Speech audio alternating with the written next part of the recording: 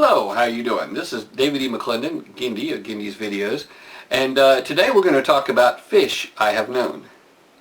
Now, when I was a little squirt, no more than 5 years old, my father took me camping. And his particular idea of camping this particular trip was to take a mattress and put it in the back of his station wagon, load the station wagon up with some odds and ends, and fishing equipment, and away we went down to a river or a lake, I don't know what it was, but we were sitting on the bank and fishing with cane poles. And he caught a fish, and then I caught a fish. It was supposedly a beautiful rainbow trout. I don't really remember it, but supposedly a beautiful rainbow trout. My father thought that, well, you know, this is David's first fish. We're going to get it mounted. Well, anyway, he went up to the campsite, which was within sight of where I was fishing. He went up to the campsite and started getting ready for supper. And I started getting another fish, and like, Daddy, Daddy, you know, son of boys, you know, you don't say Daddy, you say Daddy. Anyway, so here I am, I'm pulling in this fish, and it weighs about 500 pounds, about 15 foot long, you know, just like your typical fish story that grows in the telling. Anyway, so now I have two fish. My father's got one fish, and we go to eat. Papa Bruce puts them on a stringer, puts them down in the water so they can stay alive overnight. And we get ready, we go to bed, we go sleeping, and it starts raining, and it's pouring buckets down. My daddy decided that, well, we're going to go back home. There's no point in being out here in this pouring down rain. So he goes down to the creek or river or whatever it was to get the fish, and lo and behold, a turtle had eaten all the fish. My first fish, my second fish. In fact, he ate all the fish I ever caught in my life. We didn't eat those two fish.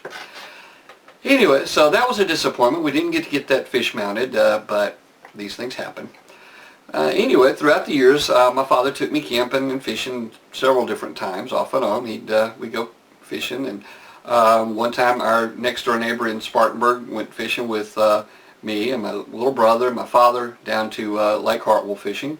Another time, several other times, our up the street neighbor, Mr. Sherbert, took me and his son Steve, and we went out fishing a few times, and it was just a lot of fun to fish.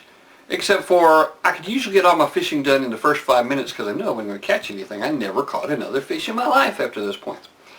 Well, I had a friend, his name was Roger Madden, or is Roger Madden, and he loved to fish. I mean, probably still does to this day. I haven't talked to him in a while about this, but he loved to fish. I mean, he'd fish in mud puddles. One time he fished in a creek, honest to goodness, was no wider than this. And he caught something. Of course, the fish was no bigger than this, but he caught something. Everywhere he went, every time he fished, he caught something. He was always fishing. You know, right down the road, he'd have, you know, poles in the back of his car. He'd see something that looked like it might have a fish in it. He'd get out and fish. Most of the time he caught something, not always, but most of the time he caught something, fish, just about anything, drop of a hat. One day he got up and he decided he was going to go fishing after school, so he loaded the John boat in the back of Granny's pickup truck and got him a bucket of worms, put it in the back of Granny's truck, and drove to school.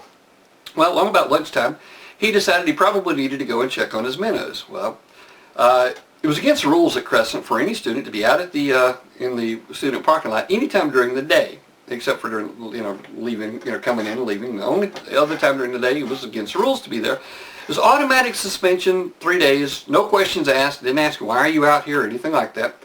Just boom, 10 demerits, you go home.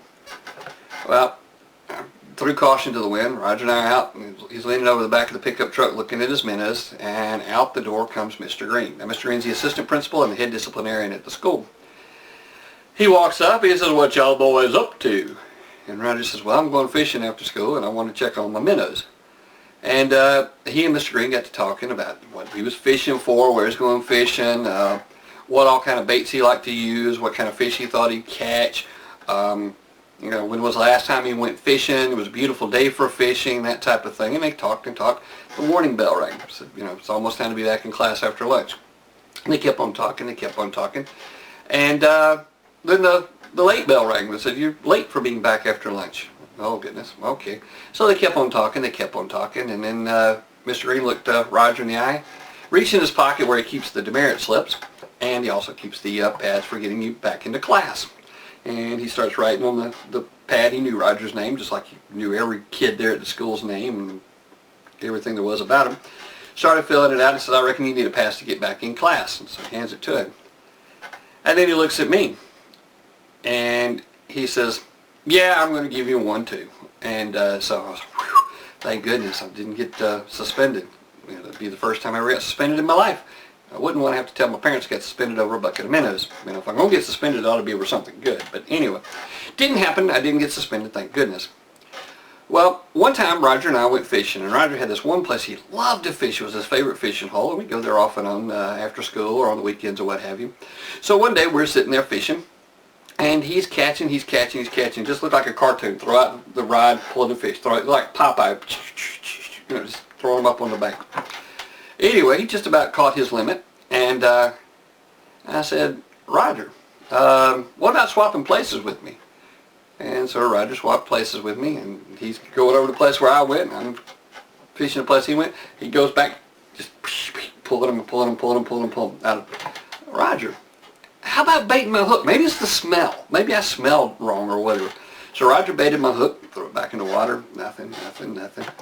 And after a little while, I pulled it out, and the bait was gone. You know, whether it swam off on its own or whatever, I don't know, but the bait was gone. So I baited my hook, threw it back out in the water. Roger's still catching fish over here. He's reached his limit. And so I said, Roger, why don't you swap rods with me? I handed him the rod that I had baited, and he handed me the rod that he had baited, and we were sitting there fishing. He's catching on my rod. I'm not catching anything on his rod. He's catching where I had left and wasn't catching anything on where he had left using his rod in the same water he was fishing with bait that he put on the hook, and I'm not catching nothing. He's catching with bait I put on the hook, and I can't figure out what's going on. Well, finally he's caught his limit, and he says, Bird, how about throwing me your stringer? Well, I had a stringer in my pocket that I'd never used before because I'd never caught a fish. Brand new. So here he goes, and he catches my limit. He's got his limit, and he's got my limit now. And so we get ready to leave. We're, you know, more fish than we took any more fish, the game warden might come along and get us. Anyway, so I carried my stringer out. He carried his stringer out because we wouldn't want to run into the game warden and get caught with it. Went back to Granny's house, and Roger cleaned all the fish, and Granny fried all the fish, and to this day I've never caught another fish other than those two. But this boy, he could fish, and he talked about fishing all the time, and I think about him all the time when people around here come in. Used to work at some of the convenience stores, and people come in talking about fishing and all the fun that they've had. Had some people find some great big old catfish, seriously yay long, that they caught out of the Colorado River, which is just maybe a mile from here.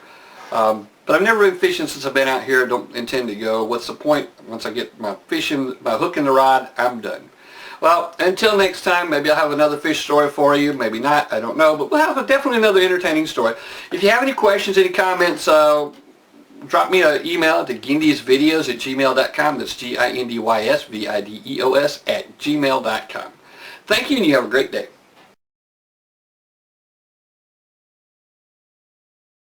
This is a Federal Trade Commission required notice. When you click on an advertisement that is displayed with this video, or just before it, we receive a small commission. Sometimes, if you merely watch an ad, we receive commission. If you purchase anything by clicking on links on any of our websites, we receive a commission as well. McClendon Studios is a participant in the Amazon Services LLC Associates Program, an affiliate advertising program designed to provide a means for sites to earn advertising fees by advertising and linking to Amazon.